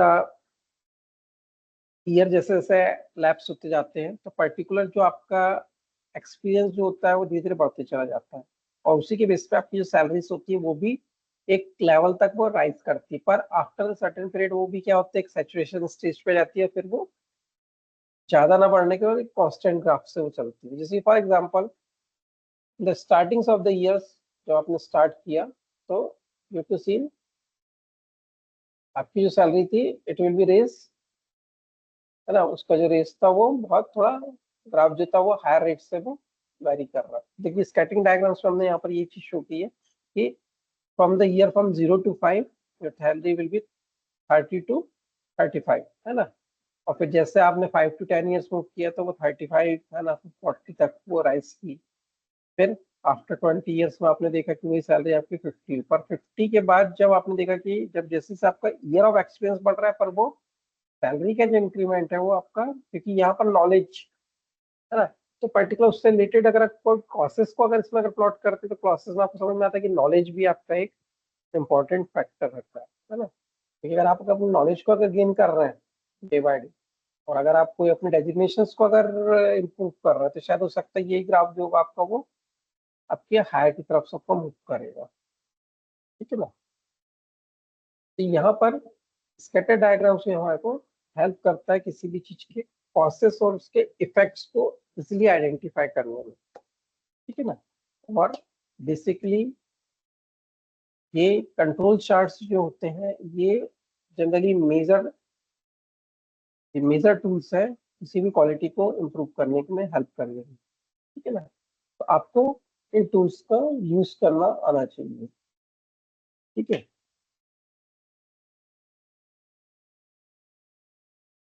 यहाँ पे देखिए वेट वाइसेस डेज के हिसाब से प्लॉटेशन किया गया है कि वेट कैसे रेज करता है फ्रॉम 70 to 75 डेज में। देखिए किसी चीज का अगर मान लीजिए बेबी का अगर वेट देखा है, देखिए 4 से 4.5 kg हो गया वो, फिर देन कोई चीज बढ़ते जा रहा है तो क्या होगा, एक कंडीशन तक ये होगा कि वो रेज करेगा, पर आफ्टर सर्टेन पीरियड अगर आपको देखेंगे तो वो उसका जो रेज जो होगा उतना फास्टली नहीं होगा, है ना।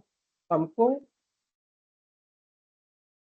स्कैटर डायग्राम से ये कि कोई भी चीज का कुछ प्रोसेस हो रहा है तो वो पर्टिकुलर किस रेट से वेरी कर रहा है, और अगर मेन लीजिए अगर मेन रिस्पॉन्सिबल कॉसेज ही अगर वो है तो उनका मेन क्या इफेक्ट है उस चीज पे ऊपर, है? तो अगर पार्ट डिफेक्टिव हो रहा है तो मेजरली जो आपके जो है वो स्कैटर्ड पार्टिकल्स, है ना, वो आपको शो कर रहे हैं कि क्यों कारण हो रहा है। ऐसे हमारे पास नेक्स्ट जो डायग्राम होता है वो आपके होते हैं रन चार्ट्स। रन चार्ट्स जो होते हैं ये particular as per the time based, हम टाइम के अकॉर्डिंग हम इस चीज को साथ साथ प्लॉट करते चलते हैं। ठीक है ना, तो जैसे कि हम सिंपल सा बोले कि अगर एक ह्यूमन हेल्थ की अगर हम सिंपल सी बात करें तो we have to plot the ECG. हम ईसीजी को प्लॉट करते हैं। ईसीजी क्या है आपका पर्टिकुलर, हम with the help of a electronic control device हम यहाँ पर क्या करते हैं कि आपकी जो पल्स होती है, जो हार्ट बीट्स होती है, उसको मॉनिटर करते हैं।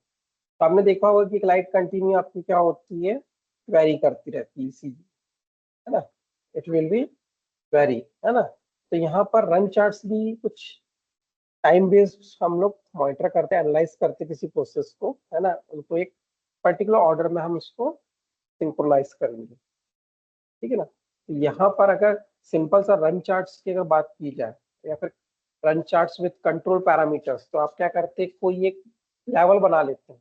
For example if this is the mean position, किसी चीज की मीन पोजिशन, तो उससे मैक्स पॉजिटिव कितना ऊपर जा रहा है और नेगेटिव वो चीज कितनी आ रही है। ठीक है, तो उस चीज को हम मॉनिटर करते हैं। ठीक है ना, तो यहाँ पर रन चार्ट्स जो होता है वो आपका लाइव परफॉर्मेंस के लिए हम यूज करते हैं, और it will be gives the results as compare to the other जो आप देख रहे हैं प्रोसेस से, उससे जल्दी इसमें हमको रिजल्ट्स मिलते हैं। ठीक है ना। तो क्रिएट कैसे करते हैं, सबसे पहले हमारा मेन जो टास्क होता है रन चार्ट्स को बनाने के लिए, हमारे पास पुराने जो भी डाटा है हम उस चीज को गैदर करेंगे। ठीक है ना। तो जैसे कि आपने क्वालिटी कंट्रोल में दो चीज सुनी होगी, एक होता है टोटल क्वालिटी मैनेजमेंट, एक होता है टोटल प्रोडक्टिव मैनेजमेंट, है ना। हम क्वालिटी को अगर अगर अपने को अगर मैनेज करना है, तो उस चीज के लिए हमारे को कौन कौन से पैरामीटर्स हैं, तो उस चीज को हम यूज करेंगे। और दूसरी चीज होती है टोटल प्रोडक्टिव मैनेजमेंट, है ना। प्रोडक्टिव मैनेजमेंट मतलब हमको प्रोडक्टिविटी को इंक्रीज करना है, तो उससे रिलेटेड हमारे पास कौन कौन से बेसिक्स एडवांस टूल्स हैं। ठीक है ना। तो उनमें कौन कौन सी प्रोसेस को हम इम्प्लीमेंट कर सकते हैं। तो यहाँ पर जो रन चार्ट्स होते हैं वो पर्टिकुलर इन्हीं मेथड्स को इम्प्रूव करने में भी हेल्प करते हैं आपको। ठीक है ना। कि यहाँ पर हम टीपीएम या टीपीएम पे इस प्रकार अगर हम इसको यूज कर रहे हैं, तो हम प्रॉपरली इसमें जो भी पैरामीटर्स होते हैं या फिर जो भी आपके जो डाटा जो गैदर होते हैं या फिर हम जो डाटा को हम लोग कलेक्ट करते हैं, तो उन्हीं डाटा को हम प्रोसेस के उसमें प्रॉपर एक ऑपरेशंस को प्रॉपर उसको एनालाइज करेंगे, उसको प्रॉपरली मेजर करेंगे, और उसको फिर हम उसी चीज को हम इम्प्रूव करेंगे। ठीक है ना। तो यहाँ पर आपके पुराने जो भी आपके डाटा होते हैं हम उसको क्या करते हैं, उसको इंटरप्रेट भी करते हैं कि पर्टिकुलर अभी रिजल्ट्स क्या थे और पहले रिजल्ट्स क्या है उससे। ठीक है ना। तो डे बाय डे अगर कोई चीज अगर कोई इम्प्रूव हो रही है, तो आपके क्या होता है उसके पीछे आपके पर्टिकुलर जो पुराने जो बैकग्राउंड जो हिस्ट्रीज होती है उस चीज को हम यूज करते हैं। ठीक है। अब इसी में देखिए हम रन चार्ट्स में एक यहाँ सामने आपको दिख रहा होगा, एक रन चार्ट प्लॉट हुआ है। ट्रेवल टाइम दिया हुआ है और डेज के अकॉर्डिंग दिया हुआ है कि कितना कितना अपन ने मूवमेंट्स किया है। अब यहाँ पर अगर हम लोग देख रहे हैं, तो एक नोटिस किया होगा कि जैसे मंडे के दिन कुछ फॉल हो रही है, वेडनेसडे को थोड़ा लो पीक डाउन पे, फ्राइडे पे फिर लो पीक डाउन पे, फिर again then Friday to next working day देखिए बढ़ रहा है ना। क्यों बढ़ रहा है, इसके पीछे का क्या है। हम्म, हमने पर्टिकुलर शायद हो सकता है या तो कंडीशंस बहुत अच्छी हो, या फिर आपका जो ट्रेवल जो हो रहा है उस समय आपके जो कंडीशंस जो आपको फेवर्ड कर रही हो, फिर again the monsoon will be covered and the next week will be again you will slow down, है ना। तो यहाँ पर रन चार्ट्स में हम लोग पर्टिकुलर जो लाइव एक्टिविटीज होती है या फिर मशीनिंग से जो आपका प्रोडक्शन हो रहा है या फिर आपका मास प्रोडक्शन कहीं पर निकल रहा है, तो उसके एक पर आवर बेसिस या पर मतलब आपके जो टाइम ड्यूरेशन के अकॉर्डिंग हम इस चीज को इसलिए मॉनिटर कर सकते हैं। और इसमें यहाँ पर हम विद द डायग्राम वाइज हम इस चीज को प्लॉट भी करते चलते हैं। है ना। और यहाँ पर अगर आपके छोटे छोटे अगर सेगमेंट्स में अगर कोई चीज का चेंजेस आते हैं, तो इसको हम इसीलिए एक प्रॉपर कंट्रोल चार्ट्स के हेल्प से, एक कंट्रोल चार्ट्स दिए उसमें हम इस चीज को शो करेंगे कि how much the highest and the lowest value of the given particular operations, है ना।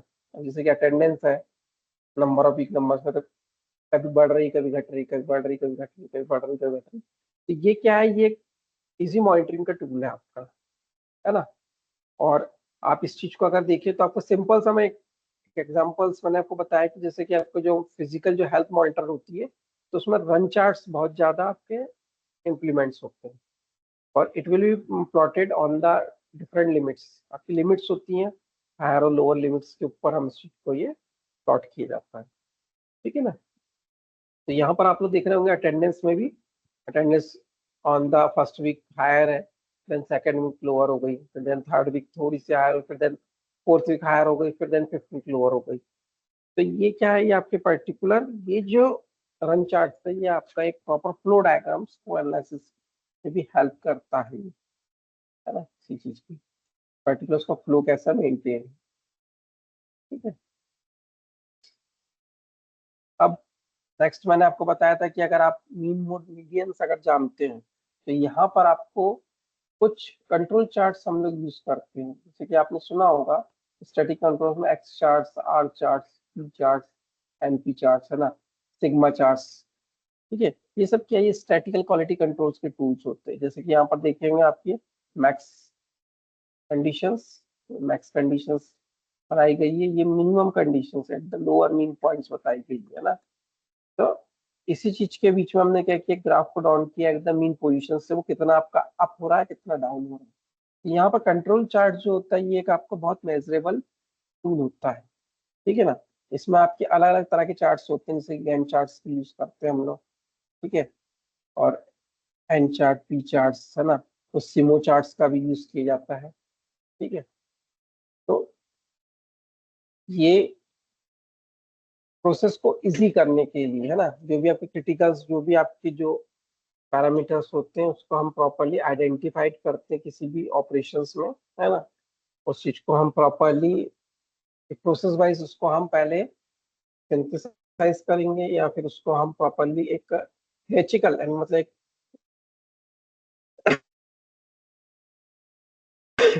आइडेंटिफाई करेंगे। ठीक है ना, तो identify the critical operations in the process where the inspection might be needed. हमको पहले ये चीज में मेन जो बेसिक स्टेप्स होता है ना, ये कंट्रोल चार्ट्स को हम प्रिपेयर करते हैं, तो ये हमारा पहला मेन टूल होता है। फिर identify the critical product characteristics, determine whether the critical product character is a variable और ऑन एन एट्रीब्यूट, है ना। तो हम पहले उसको देखते हैं कि उसके पीछे कारण क्या है ना, क्योंकि वेरिएबल्स को आइडेंटिफाई करते हैं, है ना। फिर उसके बाद एक प्रॉपर कंट्रोल चार्ट्स को हम प्रिपेयर करेंगे, प्रॉपर प्रोसेस को प्रिपेयर करेंगे, प्रॉपर इसी ऑर्डर में प्रोसेस होना चाहिए, और फिर सारी लिमिट्स को हम अपडेट करते हैं।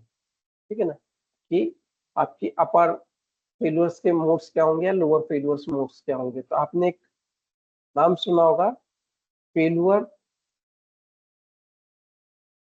मोड एनालिसिस, है ना, या फिर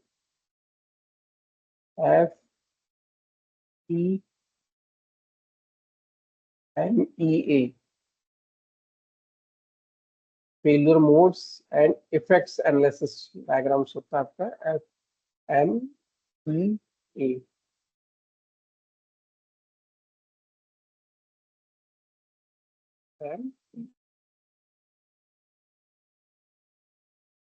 तो ये पर्टिकुलर क्या है, जैसे कोई भी आपके फेल्यूर्स के जो मीन जो मोड्स होते हैं, है ना, उस चीज को हमको पहले इवेल्युएट करना है, मोड्स को उनको एनालाइज करना है, और फिर उनके प्रॉपर उनको रिजल्ट्स को देना था। ये आपके क्वालिटी कंट्रोल्स की ये भी टूल्स होते हैं।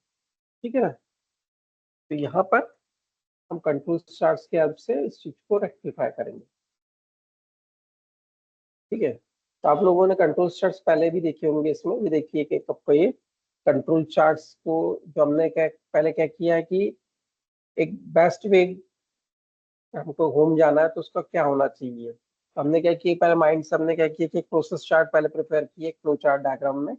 उसमें हमने क्या किया, लीविंग द ऑफिस हमने पहले वो किया। फिर then we have to check the times and weathers when we move from the outside the office. First we have to check कि how much the at the time, time कितना हुआ है, और अभी बाहर का वेदर कंडीशंस क्या है, what are the weather conditions behind that. Weather अगर क्लियर है या नहीं है ना। अगर क्लियर है तो हम क्या करेंगे, हम मूव करते हैं ना, बिफोर अगर 5 PM अगर हम लोग, है ना।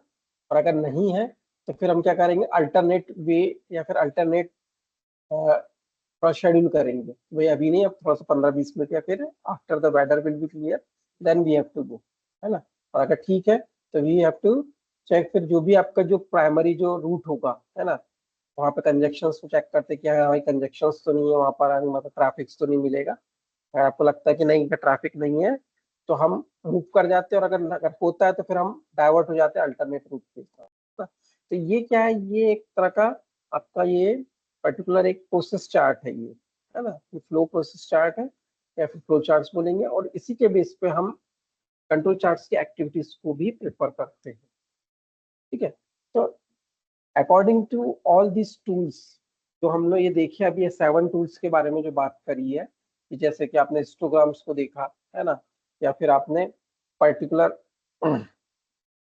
पैरिटी चार्ट्स को देखा, है ना, आपने कंट्रोल चार्ट्स बनाए, कॉज एंड इफेक्ट डायग्राम्स देखे, फिशबोन डायग्राम जिसको बोलते हैं, है ना। तो ये these are all the tools, these are the basic all the tools which can be used to control the quality of the product. हमको क्वालिटी इंप्रूवाइज करने के लिए हम इन टूल्स का यूज करते हैं। तो जैसे कि यहाँ पर हमारा प्रोडक्शन सेक्टर है, किसी चीज का फैब्रिकेशन हो रहा है, तो फैब्रिकेशन में सबसे मेन चीज यही चीज होती है कि हम कभी भी प्रोसीजर्स को प्रॉपरली एनालाइज करें, उस प्रोसेस को प्रॉपरली एनालाइज करें, उसके मेन प्रोसेस जो डायग्राम्स है उस चीज को हम एनालाइज करें, उसमें कौन कौन से मेन जो बेसिक प्रोसेस होते हैं फेलुअर्स के, उस चीज को एनालाइज करें। आफ्टर दैट हमने जब उस चीज को एनालाइज किया है, एनालाइज करने के बाद भी हम उसके इफेक्ट्स को हम प्रॉपरली आइडेंटिफाई कर सकते हैं।